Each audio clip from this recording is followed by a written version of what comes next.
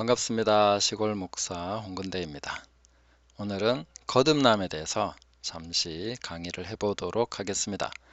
이 거듭남이라는 주제는 너무나 엄청나고 또 신비로운 것인데 이 부분에 대해서 사실 말은 하기도 하고 그렇지만 교회에서 이 부분이 강조되거나 중요하게 취급되지 못하는 경향도 있고 또 실제로 거듭났는지 그렇지 않은지에 대해서 성도들도 좀 아리송하고 이런 부분도 있는 것 같습니다. 제가 영상을 올리는 중에 이제 좋은 질문들을 해주시는 분들이 계신데 불치하문 님이 그 영상에 댓글을 달아주셨는데 여러 가지 질문을 하셨습니다. 그 중에 제일 첫 번째 제가 대답해야 되는 질문이 이 거듭남에 관한 것이라고 봤는데 이 부분에 대해서 뭐 그 질문 자체에만 단답형으로 할 게 아니라 전체로 쭉 이렇게 얘기하다 보면 그 의문이 좀 해소가 되는 그런 방식으로 할 수밖에 없을 것 같습니다. 왜냐하면 단답형으로 하면 또다시 다른 의문들 또 제 의도와 다르게 또 전달되는 그런 부분도 생길 수 있고 꼬리에 꼬리를 물고 이렇게 이야기를 풀어 나가다 보면 또 불필요한 가지가 나가가지고 또 이렇게 좀 의도치 않은 그런 방향으로 갈 수도 있고 그래서 일단 제가 전체적으로 이 거듭남에 대해서 뭐 이것도 충분하지는 않지만 그래도 중요한 핵심적인 부분을 얘기하고 그 다음에 또 질문이 있으면 그 부분에 답을 해가면서 이런 식으로 풀어가면 좋을 것 같습니다. 자, 그러면 이제 거듭남은 과연 실제 하는가? 너무나 신비롭고 엄청난 이야기인데 이게 진짜 있는가? 그러면 그건 또 어떻게 되는가? 지금 현재 교회 안에 거듭난 사람들이 있는가?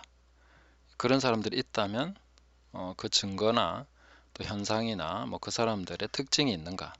뭐 이런 부분들을 봐야 되고 과연 그런 사람이 있는데 교회가 이렇게 엉망진창인가? 뭐 이런 질문까지 나올 수 있겠죠.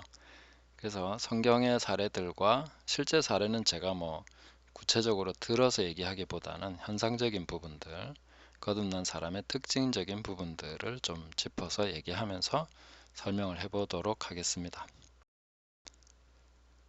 자, 거듭남에 대해서 저는 마태복음 16장 그 예수님께서 베드로에게 인자에 대해서 너희는 나를 누구라 하느냐 했을 때 베드로가 대답을 했죠.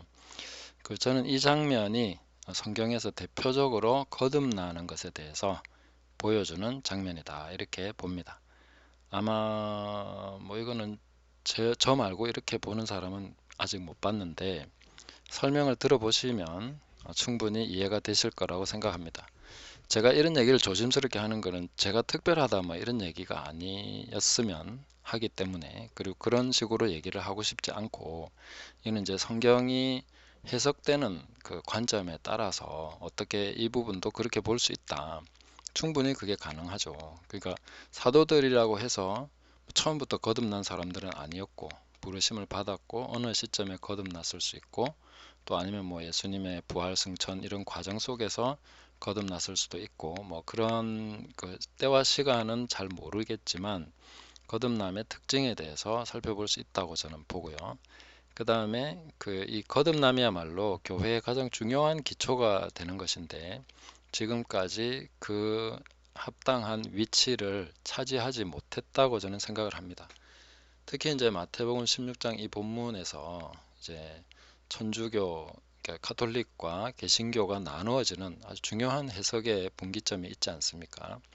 그 부분도 살펴보면서 둘 다 저는 동의하지 않는다. 제가 해석하는 어떻게 보면 죄송합니다만 제가 해석하는 이 부분이 더 옳을 것이다. 이렇게 봅니다. 한번 설명을 해보겠습니다. 자, 마태복음 16장 13절에서 18절까지 보시면 예수님이 빌립보 가이사랴 지방에서 제자들에게 사람들이 인자를 누구라 하느냐. 보통 사람들이 예수님에 대해서 평가하는 내용들을 쭉 보니까 이제 더러는 세례 요한, 더러는 엘리야, 더러는 예레미야, 또 선지자 중에 하나다. 이렇게 보는 관점이 이제 소위 말하는 역사 비평적 관점, 뭐 역사적 예수, 뭐 이런 관점으로 본 것이라고 봐도 뭐 비슷하겠죠, 그죠?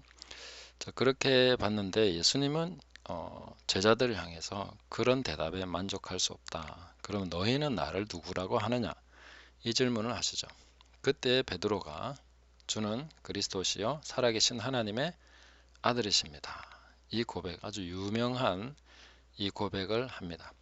그러니까 이제 예수님이 바요나 시모나 내가 복이 있도다. 이를 내게 알게 한 이는 혈육이 아니고 하늘에 계신 내 아버지시다. 이렇게 말씀하시죠. 그러면서 이제 이 반석 위에 내 교회를 세우겠다. 이렇게 말씀하십니다. 자, 여기서 이제 그러면 교회의 반석. 여기서 이제 로마 카톨릭의 해석은 베드로라는 사람에게 예수님께서 이 반석 위에 내 교회를 세우겠다라고 말씀하셨으니까 베드로를 중심으로 한 이 교황 제도가 이제 형성이 될 수 있는 이론적 성경적 기초를 마련해 준 것이죠.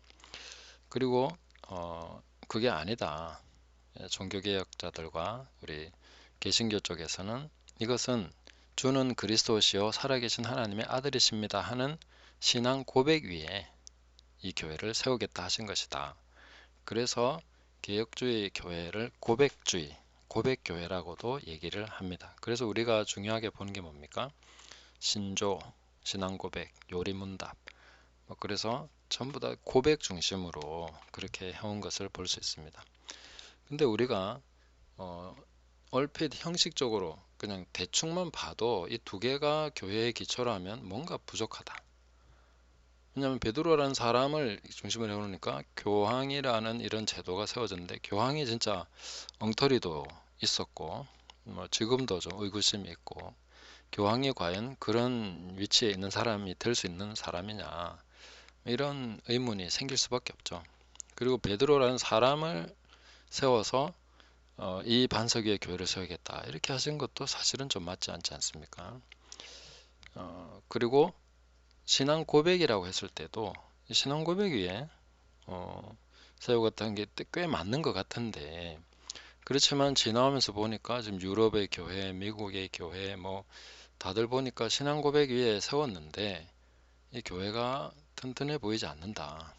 그리고 이 변질되고 신앙 고백은 하지만 입으로는 시인하는데 행위로는 부정하는 이런 형태. 그리고 입으로 시인을 했지만 그게 진짜인지 아닌지 누가 알겠냐고요. 그러니까 이런 문제가 생긴다. 그러면 진정한 교회의 기초는 뭐냐? 거듭난 것이다 하는 거죠. 그래서 이 장면에서 어떻게 거듭났다는 걸 알 수 있느냐? 베드로가 이런 신앙 고백을 했을 때 이를 내게 알게 한 이는 혈육이 아니다라고 얘기하십니다. 그러니까 베드로의 머리가 베드로의 인식이 이 일을 하게 한 게 아니라는 거죠. 예수님이 그리스도시고 살아계신 하나님의 아들이십니다 라고 고백한 것은 사람이 하신 일이 아니고 하나님이 하신 일이다. 그래서 하나님이 하셨다는 게 도대체 여기서 어떤 의미를 갖느냐 하는 거죠. 주는 그리스도시요 살아계신 하나님의 아들이십니다 라고 이렇게 볼 수 있었던 것은 사람들이 일반적으로 분석하고 그 행위를 조사해서 논리적으로 합리적으로 또 성경적으로 결론을 내릴 수 있는 그런 정도의 수준에서 나올 수 있는 고백이 아니라는 얘기가 되는 거고 그럴 때에 이 베드로에게 가장 정당하게 적용할 수 있는 부분은 바로 베드로가 하늘에 계신 아버지께서 보내신 성령으로 말미암아 거듭났다는 거죠. 거듭났을 때 베드로의 눈이 떠지고 예수님을 바라보니까 주는 그리스도시고 살아계신 하나님의 아들이십니다 라고 말할 수 있는 초자연적인 인식이 생겼다는 거죠. 그래서 하늘에 계신 나의 아버지가 이를 알게 하셨다.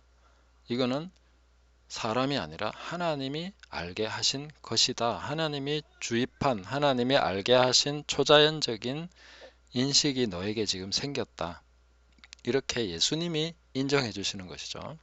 예수님이 인정했기 때문에 이거는 분명하게 맞다라고 얘기할 수 있는 거죠. 그래서 본문에서 이제 거듭남의 포인트를 보면은 예수 그리스도에 대한 초자연적인 지식이 생겼죠.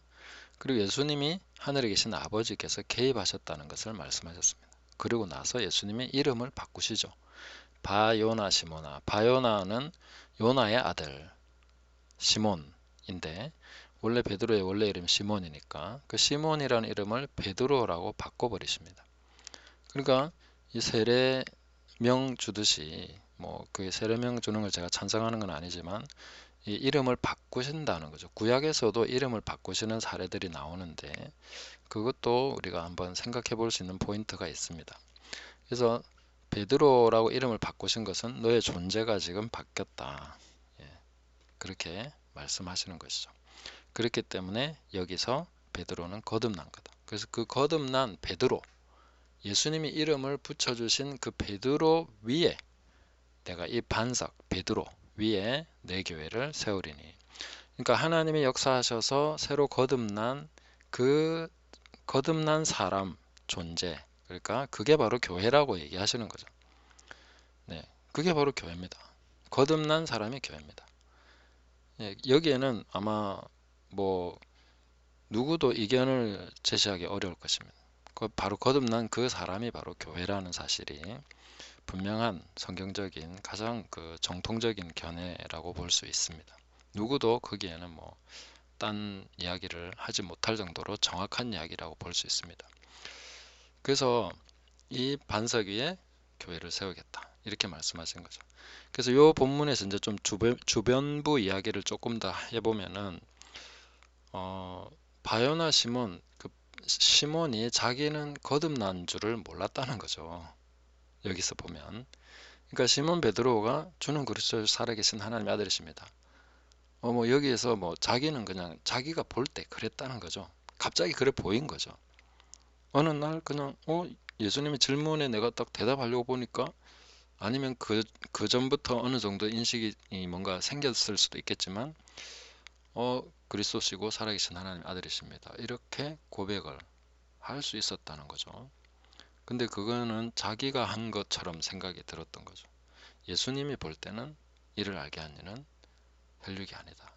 네가 똑똑해서도 아니고 네가 뭐 논리적이어서도 아니고 하늘에 계신 아버지께서 알게 하신 것이다 라고 이렇게 확증을 해주시는 것이죠. 그래서 하나님이 보실 때, 주님이 보실 때는 뭔가 확실한 변화가 일어났고 베드로 입장에서는 내가 거듭났나 아닌가 이게 이제 뭐 자기는 알았는지 몰랐는지 모르겠습니다. 여기 본문에서는 확실하게 드러나지 않죠. 그래서 이 거듭난 베드로를 기초로 해서 교회가 세워지겠다라고 주님께서 말씀하신 것이다. 이렇게 보면 매우 확실하다. 그래서 우리가 요즘 헷갈리고 있는 여러 가지 질문에 대해서 굵직하게 선을 하나 그을 수 있는 뭔가 굳건한 토대를 하나 놓을 수 있는 그런 기초적인 성경 해석이라고 생각을 합니다.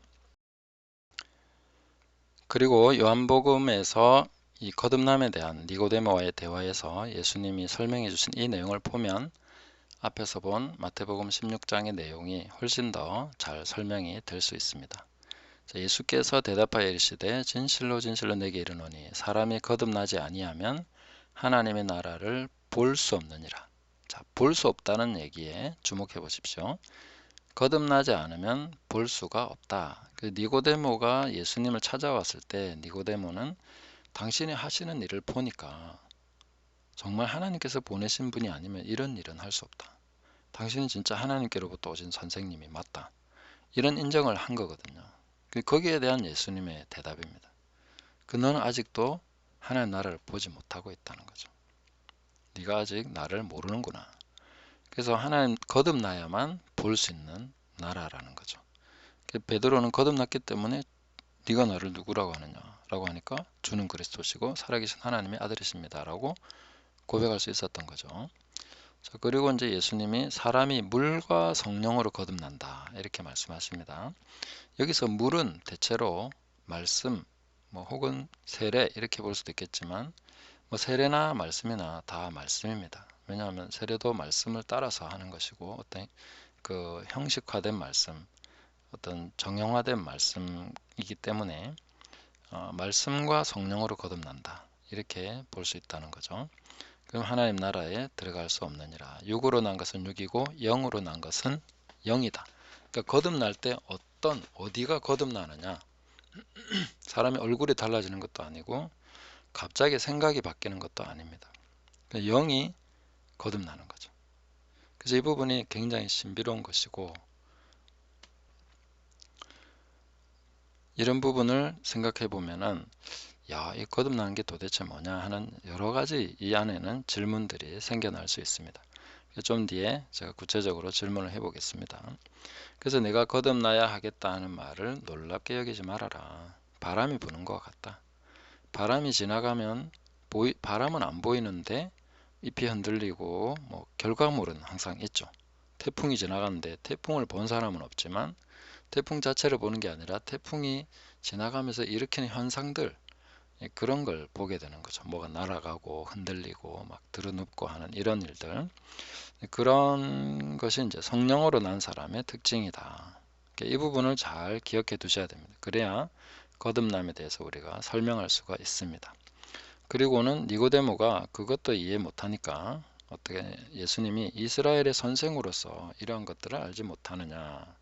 자, 이스라엘의 선생이라고 하면은 분명히 이 부분에 대해서 이해할 수 있어야 된다라고 주님이 전제하고 있는 거죠. 그래서 구약에도 거듭나는 일들이 기록되어 있다, 이렇게 볼 수 있다는 거죠. 그래서 이스라엘의 선생은 구약 성경에 정통한 선생이고, 구약 성경에 정통한 사람이라면 이런 것쯤은 너희들도 알고 있어야 된다. 그래서 에스겔서 37장이나 성경 곳곳에 보면 이름을 바꾸는 사례들이나 이런 것들이 거듭난 것과 연관이 있다. 그래서 마른 뼈가 살아나는 환상이 있지 않습니까? 그런 것과 이런 것들이 상당히 연관성이 있다.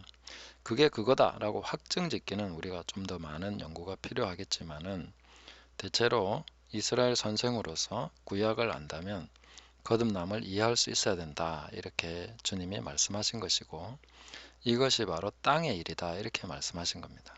땅에서 거듭나는 거지 하늘에서 거듭나는 거 아니라는 거죠. 그리고 하늘의 일을 말하면 어떻게 믿겠냐 하시는데, 이 땅에서 거듭난 사람의 권세는 하늘과 땅의 권세를 다 가지게 됩니다. 그래서 앞으로 하나님께서 보여주실 일들은 땅에서 거듭난 것뿐만 아니라 그 거듭난 사람들의 권세와 그 하는 일들, 묻고 푸는 권세나 이런 것들이 하늘의 일과 바로 연관되어 있는 것이다. 이런 부분들을 이제 말을 하실 것인데, 지금은 전혀 이해할 수 없다. 그 수준에서는 이해 못한다. 땅의 일도 이해 못하는데 어떻게 하늘 일을 이해할 수 있겠냐, 이렇게 말씀하시는 것이죠.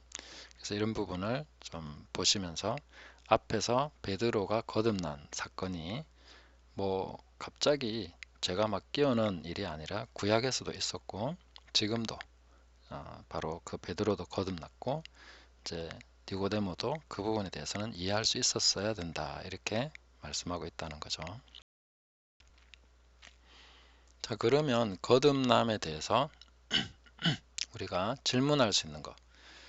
자, 그러면 이거죠. 다시 태어난다. 거듭나는 건 다시 태어나는 것인데, 그 사람은 나인가 혹은 다른 사람인가? 이 존재론적 질문이죠.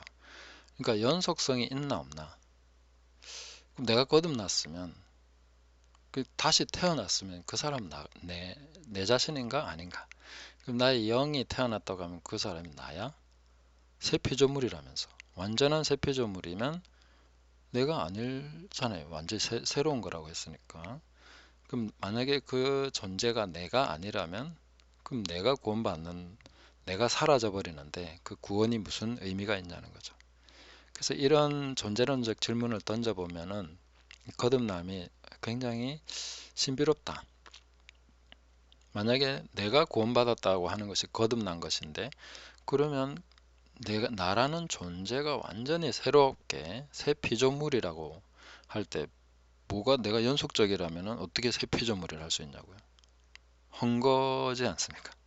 그래서 내가 쓰던 핸드폰을 아무리 깨끗하게 새로 이렇게 청소를 하고 어떻게 하건 했다고 하더라도 그걸 완전한 새 피조물이라고 할 수 있나요? 새로운 제품으로 나와야 이 헝거는 이제 갖다 버리고 새 걸로 바꿔야 새 피조물이지 않습니까? 근데 나와의 연속성 가운데 있고 나라는 인식도 있으면서, 그죠? 나의 과거와 연결돼 있으면서도 내가 새로운 피조물이라는 게 가능하냐? 네, 그게 저는 거듭남에서 굉장히 중요한 질문이다라고 봅니다. 그래서 이제 뭐 이걸 어떻게 보면 불신앙적인 측면에서 본다면 그래서 안 되는 거다 이렇게 그게 말이 되냐 이렇게 하면서 이제 아니라고 얘기할 수 있는 그런 내용이기도 합니다. 존재론적으로 불가하다. 세피조물이라면 내가 아니고 나라면 세피조물이 아닌데 거듭나는 것은 성립될 수 없다 이렇게 얘기할 수 있겠죠. 그러나 성경 안에서 우리는 이것이 신비로운 연합과 새롭게 됐다고 하는 것이 완전 새 거면서도 그게 여전히 나일 수 있다. 내가 죽었으면서도 여전히 내가 살아갈 수 있는 것이다. 이런 게 이제 그 안에서의 그 신비라는 것이죠. 그리스도 안에서의 신비. 신비로 얘기하면 뭐 다 말이 되네 뭐 이런 식으로 쉬운 대답이라고 생각하지 마시고 질문 자체가 쉬운 질문은 아니지 않습니까? 그래서 쉽게 대답하는 게 아니라 신비는 신비인 거죠. 뭐. 그 뭐 어떻게 더 얘기하겠습니까? 자, 그리고 이제 인식론적인 질문을 해보면 내가 다시 태어났다면 그것을 어떻게 알 수 있는가? 네. 그래서 나의 정체성에서 내가 거듭난 새 피조물이라는 것이 확인 가능한가? 예. 만약에 확인할 수 없는 사실이라면 어떻게 그게 새 피조물로 살아가라 할 수 있나? 그리고 그걸 그렇게 알 수 있는 길이 없다면 뭐 하나만 한 거 아니냐는 거죠. 거듭난 거 모르고 뭐 확인도 안 되고 그는 그러면 뭐 그게 그 말장난이고 그냥 성경 안에만 있는 거 이론으로만 있는 것이고 실제는 없는 거 아니냐 이렇게 말할 수도 있다는 거죠. 그래서 이런 질문들을 염두에 두고 성경을 한번 쭉 보면은 저희는 신비적인 부분에서도 이런 것을 확인할 수 있지만 분명히 인식론적으로 거듭났다는 것은 확인할 수 있습니다. 그리고 존재론적으로 내가 나이면서도 여전히 새 피조물이 맞습니다. 그게 이제 거듭난 것이죠. 네.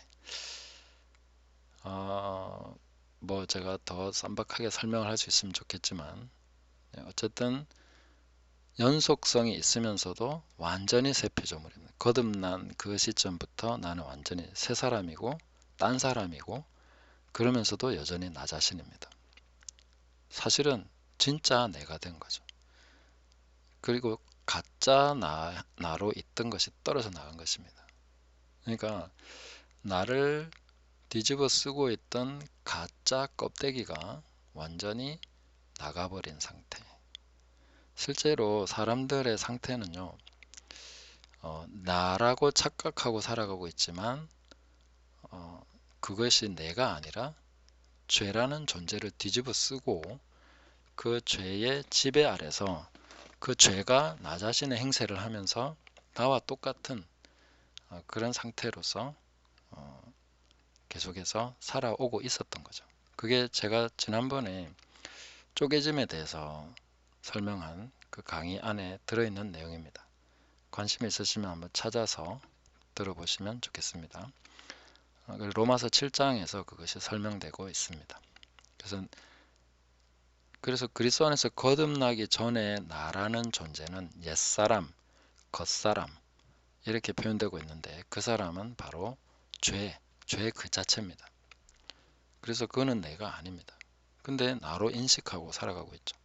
그럼 나는 그 안에서 지배당하면서 그 죄의 지배 아래서 자기 자신이 자기 자신인 줄도 모르고 살아가고 있는 거죠. 그리스도 안에서 거듭나면 진짜 나로서 이제 깨어난 것입니다. 그리고 죄의 권세에서 해방된 것입니다. 그래서 이제서야 진짜 내가 되었다 이렇게 볼 수 있는 거죠. 거꾸로 생각해야 됩니다. 그동안 살아온 게 난데 거듭나면 또 누구냐 이게 아니라 그동안 살아온 건 내가 아니다. 그리스도 안에서 태어난 내가 진짜 나다. 그럼 그 안에서 인식하고 살아왔던 것은 내가 지배 아래에 있었고 묶여있는 상태에 있었고 그런 죄의 권세 아래서 나로 착각하고 살아온 것이다. 그 죄의 삶을 산 것이죠. 대리 인생을 살아왔던 것이죠. 그럼 거듭나지 못하고 살아가는 사람은 전부 다 대리 인생, 자기 인생이 아닙니다. 끔찍하죠. 그 죄에 묶여 살고 있다는 상태가 바로 그런 상태입니다. 예, 그러니까 거듭나야 하리라. 예수 그리스도를 믿어라. 이렇게 복음을 전하고 있는 것이죠. 예, 그렇게 보시면 되겠습니다. 자, 그리고 그리스도 안에서 이것이 이제 확인될 수 있는 사실이다. 고린도후서 5장 14절에 17절 쭉 보시면은 우리가 생각하건대, 여기서 생각이라는 것은 아주 법적인 판단을 하건대 이런 뜻입니다. 한 사람이 모든 사람을 대신하여 죽었은즉 모든 사람이 죽은 것이다. 그래서 그가 모든 사람을 대신하여 죽으심은 살아있는 자들로 하여금 다시는 그들 자신을 위하여 살지 않고 오직 그들을 대신하여 죽었다가 다시 살아나신 이를 위하여 살게 하려 하심이라.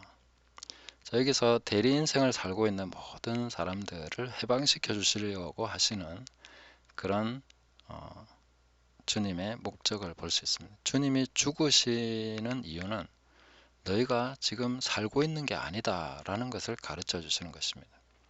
그리스도 안에서 태어나지 않은 사람은 사는 게 아니라 너희는 이미 죽어 있는 것이다. 이렇게 말씀하시는 거죠. 그래서 그가 모든 사람을 대신하여 죽으심은 살아있는 자들로 하여금 다시는 그들 자신을 위해서 살지 않고 그들 자신을 위해서 산다는 그 자체가 그들이 죄의 지배 아래서 대리 인생을 살고 있다. 자기로 착각하는 인생을 살고 있다. 이 부분은 철학자들이나 많은 그 현자들이 굉장히 고민하면서 밝혀낸 부분들도 있습니다. 그리고 요즘은 명상에서 보면 이제 알아차림, 자기 자신을 알아차리는 그런 배경자 같은 경우 보면은 이제 그런 식으로 조금씩 인식하는 분들이 있습니다. 그 배경자가 진짜 자기 자신인데 오히려 보면은 참나 자기 진짜 나 배경자는 좀 다른가요? 제가 지금 약간 헷갈리는데 진짜 나는 그러니까 뭐가 없어요. 희한하게 진짜 나는 아무 그게 없습니다.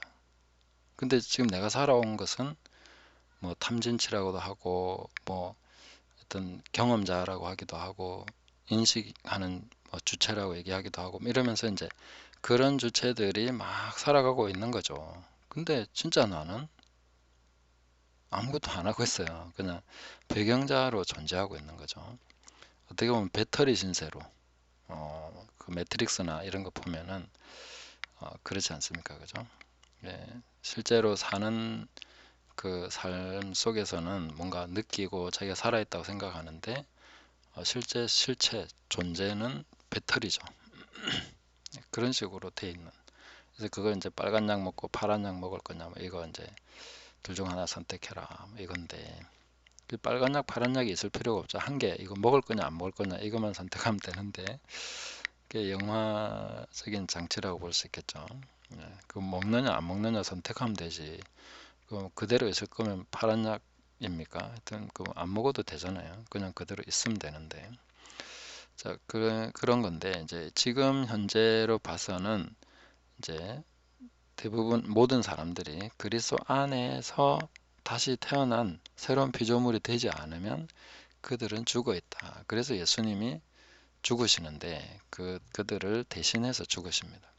죽음이라는 것을 보여주시고 이제부터는 어떤 사람도 이제 자기 자신을 위해서 살지 않도록 그런 죄에 묶인 인생 그런 인생을 살지 않도록 하시기 위해서 해방시켜 주시기 위해서 주님이 죽으신 것이다. 그러니까 이제 인식을 하려면 그리스도 안에서 이제 새로운 피조물을 인식하려면 빨간 거 보시면 이제부터는 어떤 사람도 육신을 따라 알지 아니하노라. 그러니까 육신 사르크스 그러니까 정신이나 그 어떤 표면적 그런 것을 따라서 생각하면 그들은 실체를 알지 못한다. 그리스도도 그런 식으로 알아왔는데 이제부터는 그렇게 알지 않겠다. 그러면 누구든지 그리스도 안에 있으면 새로운 피조물이다. 그리스도 안에 있으면 새로운 피조물이고 이전 것은 지나갔다. 봐라, 새 것이 됐다. 예수 그리스도 안에서 그 죽었다가 다시 살아나. 그래서 갈라디아서 2장 20절에서도 내가 그리스도와 함께 십자가에 못 박혔나니 그 죽었나니. 그래서 죽고 나서 다시 사는 인생이 진짜다. 그리스도 안에서 죽은 그 다음에 다시 태어난 그 새로운 피조물이 진짜 나 자신이고 누구든지 그리스도 안에서 이것이 확인될 수 있다. 이렇게 말해주고 있습니다. 그래서 육신을 따라 알면 파악되지 않는다. 정당한 판단, 그 법적 판단, 예수 그리스도의 십자가로 말미암아 정확한 판단을 해야 이 실제를 알 수 있다. 그리고 그리스도 안에 있다는 존재, 그 조건에서 새로운 피조물의 정체성이 확인된다. 결국은 따지고 보면 말씀이 말씀하시는 대로 믿어야 안다. 이렇게 보면 이제 아니 결국은 안 보이니까 믿어라 이 말 아니냐 이렇게 얘기할 수도 있는데 우리가 이 믿음에 대해서 진실로 이것을 받아들이고 믿는다면요, 믿음은 실제를 보여줍니다. 그러니까 믿음이 허상이냐 이게 믿음이 진짜냐 아니냐 하는 것은 내가 믿었으면 그것을 하나님의 영광을 보리라. 그리고 그리스도 안에서 이 믿는 자는 실제를 보게 되어 있습니다. 그러니까 이것을 통과하지 않겠다 하면 그 뒤에 있는 것은 못 보는 것이고 이것을 통과하면 받아들이면 그 뒤에 것이 보이는 것이죠. 경험되는 것이죠. 예, 그렇게 됩니다. 그래서 그리스도 안에 있으면 그리스도 바깥에서 육신을 따라서 사르크스를 따라서 아무리 봐도 실제는 보이지 않습니다. 새로운 피조물은 그리스도 안에 있는 존재이기 때문에 그렇게 해야 보인다. 그럼 요 부분 아직도 좀 미흡하니까 좀 더 설명을 해보겠습니다. 그래서 영의 사람, 속사람, 새사람이라고 하는 이 성령으로 난 사람의 특징은 갈라디아서 5장에 보면 내가 이르노니 너희는 성령을 따라 행하라. 그리하면 육체, 사르크스의 욕심, 에피데미아를 이루지 아니하리라. 육체의 소욕은 성령을 거스리고 성령은 육체를 거스리나니 이 둘이 서로 대적하므로 너희가 원하는 것을 하지 못하게 합니다. 그래서 이 욕망에 대해서 우리가 잘 체크를 해보시면 이 영의 사람의 실제를 분명하게 알 수 있습니다. 여기서 성령을 따라 행하라고 했을 때 이 푸뉴마는 저는 성령으로 해석하는 것은 맞지 않다고 봅니다. 푸뉴마토 하기오 뭐 뒤에 뭐 거룩한 혹은 하나님 이런 하나님의 영, 거룩한 영 이렇게 붙지 않은 거면은 인간의 영으로 해석을 해도 무방하거든요. 인간의 영으로 번역하는 게 더 저는 본문상 맞다고 생각합니다. 왜냐하면 갈라디아서 5장은 로마서 8장하고 거의 그 병행 본문처럼 돼 있는데 로마서에서는 영으로 해석하고 갈라디아서는 성령으로 해석을 해놨죠. 성령하면 아무리 우리가 생각해도 이거는 이제 하나님으로 그렇게 해석되는 거기 때문에 성령으로보다는 푸뉴마 그냥 영으로 번역하는 것이 옳다 이렇게 봅니다. 그래서 너희는 영을 따라 행하라. 그리하면 육체의 욕심을 이루지 아니하리라. 그 영은 곧 거듭난 속사람을 얘기하는 거죠. 그래서 육체의 소욕은 영을 거스리고 영은 육체를 거스리나니 이 둘이 서로 대적하므로 너희가 원하는 것을 하지 못하게 하려 함이니라. 그래서 평소에 우리가 뭔가 이렇게 육체적 욕구, 그러니까 육체라는 게 사르크스, 정신적인 것까지 감정적인 것 다 포함해서 욕구들이 일어나지 않습니까? 그 중에 거스릅니다. 이건 아니다 하고 이렇게 거슬리는 대목들이 막 나타나기 시작하는 거죠. 그래서 어떻게 보면 거듭난 사람은 처음에는 피곤할 수 있습니다. 왜냐하면 전에는 그냥 아무렇지도 않게 하던 것이 이제는 못하게 됐거든요. 그걸 못하게 하는 존재가 안에 있다는 거죠. 내가 전혀 갈등이 없었는데 갈등이 생겨버리는 거죠. 그게 이제 에피데미아, 이 욕망을 거스르는 뭔가 대적하고 방어하는 그게 아니다라고 꾸짖는 존재가 내 속에 생겨버린 거죠. 이거는 양심과 짝이 잘 맞습니다. 그러나 양심보다 훨씬 더 하나님의 말씀으로 세워진 존재. 양심은 그냥 인간적인 양심이지만 이것은 영은 하나님의 말씀을 기준으로 해서 기초로 해서 이 육체의 사르크스를 거스릅니다. 그러니까 차이가 있죠. 확실히 다릅니다. 그래서 이전에 그냥 하던 거 이제는 못합니다. 그러니까 누가 못하라고 해서가 아니라 실제로 그냥 안 됩니다. 그게.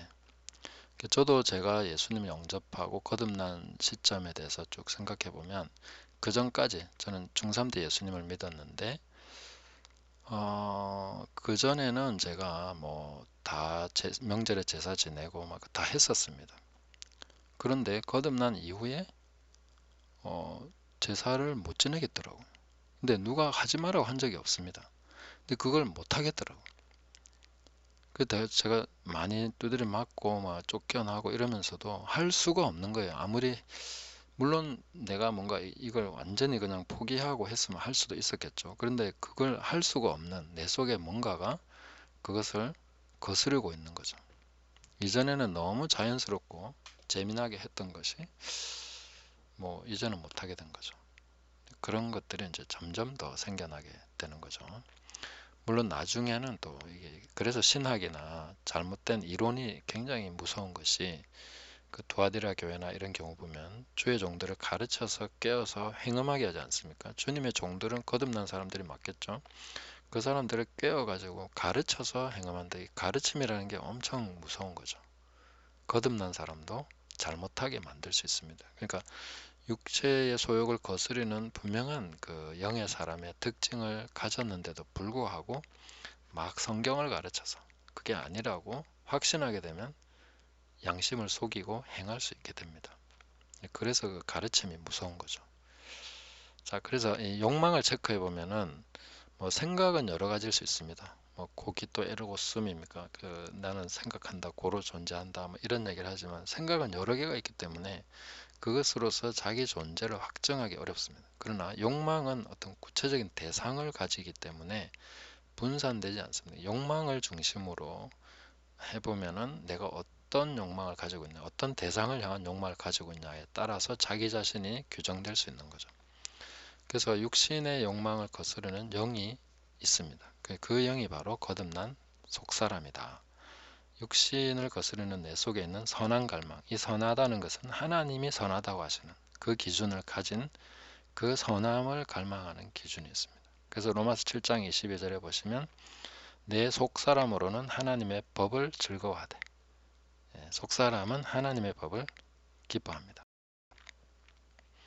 성경의 사례들을 보시면요, 시편에 보면 오직 여호와의 율법을 즐거워하여, 그냥 막 묵상하는 사람이 아닙니다. 목사님이 하라니까 하는 게 아니고, 뭐 교회에서 막 대회를 해서 하는 게 아니고, 암송 대회하고 뭐 성경 퀴즈 대회를 해서 하는 게 아니고, 그 여호와의 율법을 즐거워서 하는 사람입니다. 그 즐거움이 속 사람의 특징입니다. 구약에도 이게 있다는 거죠. 그리고 베드로 전서 3장 21절에 보시면 하나님을 향한 선한 양심의 간구. 그러니까 이 선한 양심이 하나님을 향해 있다는 거죠. 보통 양심은 그냥 하나님을 향하지 않습니다.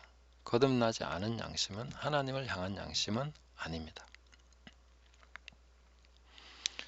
그리고 예레미야 31장 33절입니까? 보면 그날 이후에 이스라엘 집과 맺을 언약, 이걸 이번에 이제 새 언약, 신약이죠. 곧 내가 나의 법을 그들 속에 두며 그들의 마음에 기록하여 나는 그들의 하나님이 되고 그들은 내 백성이 될 것이라. 그들이 다시는 각기 이웃과 형제를 가리켜 이르기를 너는 여호와를 알라 하지 아니하리니 이런 작은 자로부터 큰 자까지 다 나를 알기 때문이라. 하나님을 안다 하는 거죠. 어떻게 합니까? 그냥 아는 거죠. 거듭난 사람은 하나님을 압니다. 근데 뭐 신학적으로 착착착 정리된 그런 하나님을 안다는 게 아니고 어린아이가 자기 아빠, 엄마를 알듯이 그렇게 아는 거죠. 완전 존재론적으로, 관계적으로 하나님을 안다. 안다고 말할 수 있죠. 어린애가 자기 엄마 보고 엄마 한다고 해서 너 엄마도 몰라. 엄마가 직업이 뭔지, 엄마 키가 얼마인지, 엄마 이름이 뭔지 네가 알아? 몰라. 그래 몰라도 엄마를 아는 건 맞습니다. 어린아이는 엄마를 알아봅니다. 그리고 엄마를 사랑하고 엄마와 함께하고 그 엄마 안에서 기쁨을 누리고 안정감을 얻고 다 되는 거죠. 그게 바로 존재로서 이미 안다 하는 것입니다. 그 안다는 의미가 신학적으로 빠삭하게 안다 뭐 이런 식으로 이해하시면 안 되고 아이가 엄마 아빠를 아는 것처럼 안다 이렇게 되는 것입니다. 로마서 8장 14절에 16절 보시면 무릇 하나님의 영으로 인도함을 받는 사람은 곧 하나님의 아들이라. 너희는 다시 무서워하는 종의 영을 받지 아니하고 양자의 영을 받았으므로 우리가 아빠 아버지라고 부르짖느니라. 성령이 친히 우리 영과 더불어 우리가 하나님의 자녀인 것을 증언하시나니. 자, 성령님이 우리에게 뭐 속삭속삭 하셔가지고 너 하나님 이제 아버지라 불러라 뭐 이런 식으로 증언을 해주신 게 아니죠. 성령의 증언은 그냥 우리가 그냥 알게 됐는데 그게 성령님이 하시는 거죠. 그래서 마태복음 16장에 베드로가 예수님을 보니까 그 전까지는 그 나사렛 청년이고 그 전까지는 그냥 그 선지자 중에 한 분이다. 혹은 메시아, 유대인이 그토록 고대하는 메시아. 그러니까 유대인이 바라는 메시아는 그 전에도 막 등장한 적이 있습니다. 가짜 메시아들. 그런 사람들이 이제 난을 일으키고 사람들을 막 무리를 이끌고 로마에 대적하고 막 이런 사람들도 있었죠. 그 메시아로 인식을 하고 있었는데 보니까 그리스도시고 뿐만 아니라 하나님의 아들이시라는 게 그냥 알게 된 거죠. 네. 더 이상 베드로에게 그 왜 그런데 뭐 이렇게 질문하면 아마 베드로도 설명하기 어려웠을 겁니다. 근데 어쨌든 내가 이제 알게 됐다는 거죠.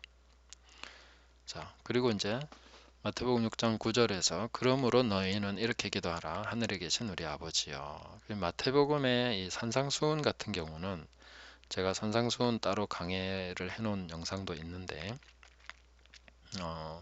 산상수훈은 저는 이 성령 오순절 성령 강림 이후에 어떻게 할 것에 대해서 성령님이 우리를 가르치시는 매뉴얼로서 예수님이 미리 말씀하신 것이다. 이렇게 저는 생각을 합니다. 뭐 기록 순서도 사실은 더 후대 기록이기 때문에 가능하다고 볼 수 있죠. 그래서 성령님이 오시고 그 성도들을 어떻게 가르치실 것이냐, 복 있는 사람으로, 또 어떤 것이 또 안 좋고 어떤 것이 또 이렇고 이렇게 하는 것을 다 가르치실 것인데 하나님을 아버지라고 이게 마태복음 산상수훈 안에 나오는 기도 내용이지 않습니까? 그래서 하나님을 아버지라고 부르게 하실 것을 성령님이 예수님이 미리 이제 이 부분을 가르치신 것이다. 이렇게 볼 수가 있겠습니다. 요한일서 5장 18절에서 보면 하나님께로부터 난 자는 다 범죄하지 아니하는 줄을 우리가 아노라. 여기서 그래 그럼 믿는 자는 범죄 안 해야지. 다 근데 뭐 죄짓고 난리던데 이게 이제 제가 죄짓는 것을 찬성하고 뭐 그게 당연하다 그런 얘기는 아닙니다. 근데 거룩한 삶을 살아가는 도중에 실수나 뭐 이런 것은 있을 수 있지만 하나님께로부터 난 자, 이게 누구를 얘기하는 겁니까? 겉사람을 얘기하는 게 아니죠. 속사람입니다. 하나님께로부터 난 자, 성령으로 난 자 같은 말이죠. 그러니까 속사람은 다 범죄하지 않는다. 하나님께로부터 나신 자가 그를 지키심에. 이 부분도 속사람 얘기한 건지는 좀 불분명합니다. 천사나 성령 혹은 뭐 다른 어떤 특별한 보호를 얘기하신 것일 수도 있는데 어쨌든 그 속사람은 범죄하지 않는다. 이 부분을 확실하게 얘기하고 있는 부분입니다. 야고보서에서도 그가 한 그 피조물 중에 우리로 한 첫 열매가 되게 하시려고 자기의 뜻을 따라 진리의 말씀으로 우리를 낳으셨느니라. 말씀으로 우리를 낳으셨다.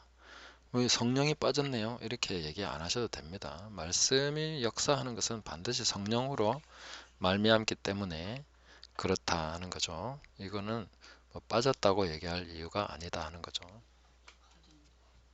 그래서 요한복음 이제 4장으로 넘어와서 보시면 사마리아 여인에게 하신 말씀이죠. 그 사마리아 여인도 저는 거듭남의 중요한 사례라고 생각을 합니다. 메시아 곧 그리스도라는 이가 오실 줄 내가 아노니 여인의 말씀 이야기죠. 그가 오시면 모든 것을 우리에게 알려주시리다 했는데 예수님이 내게 말하는 내가 그라. 자, 이 부분 굉장히 특이한 사례입니다. 왜냐하면 예수님은 제자들이나 다른 사람들에게 내가 그리스도라는 얘기를 하지 마라고 하십니다. 딴 사람에게 얘기하지 마라 이렇게 하시는데, 이 여인에게만은 특별히, 세례요한에게도 얘기 안 해주셨는데 네게 말하고 있는 내가 그다, 메시아다, 그리스도다, 그 얘기를 하신 겁니다. 굉장히 특이하게, 내가 행한 모든 일을 내게 말한 사람 와서 보라, 이는 그리스도가 아니냐, 예수님이 말씀해 주셔서 뭐 얘기한다 이렇게 볼 수도 있지만, 이 여인이 거듭났기 때문에 그리스도를 확실하게 알아볼 수 있게 됐다 이렇게 볼 수 있는 대목입니다. 자, 그러면 현재 거듭난 사람이 있나? 이런 얘기 하면은 그 사람의 특징을 보면 나옵니다. 그들은 하나님의 법을 사랑하고 그 뜻대로 행하고자 하는 선한 의도와 욕망을 가지고 있습니다.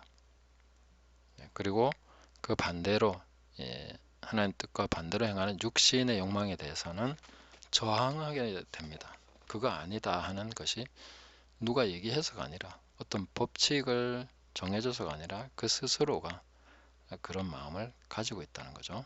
그리고 하나님을 아버지라고 부릅니다. 친밀하게 인식하고 그 아버지를 알고 있습니다.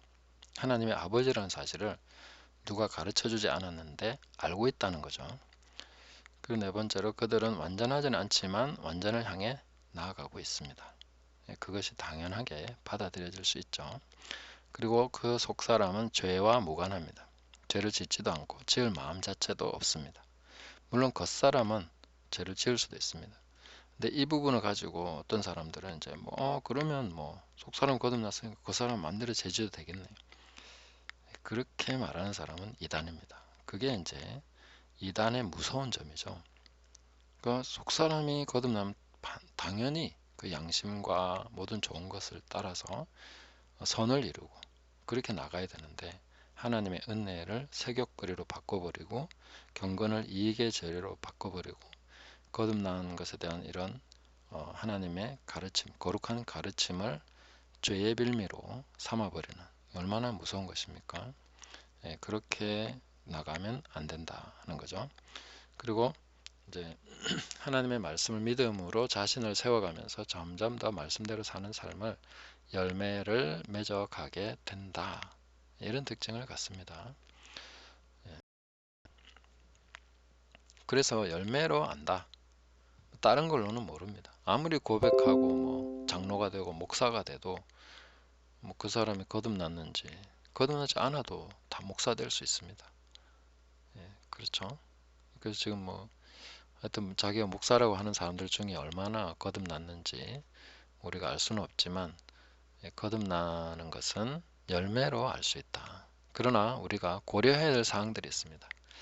이 거듭나서 열매를 맺는 것이 열매 진짜 형편없고 잘못됐어, 저 사람 아닐 거야, 이렇게 쉽게 생각해서는 안 됩니다. 왜냐하면은 이 사탄의 공격, 영들의 괴계와 공격이 특별히 열매 맺어야 하는 거듭난 자녀들에게 집중되는 것은 피할 수가 없습니다. 사탄은 그것만 막는 게 자기 목적이니까.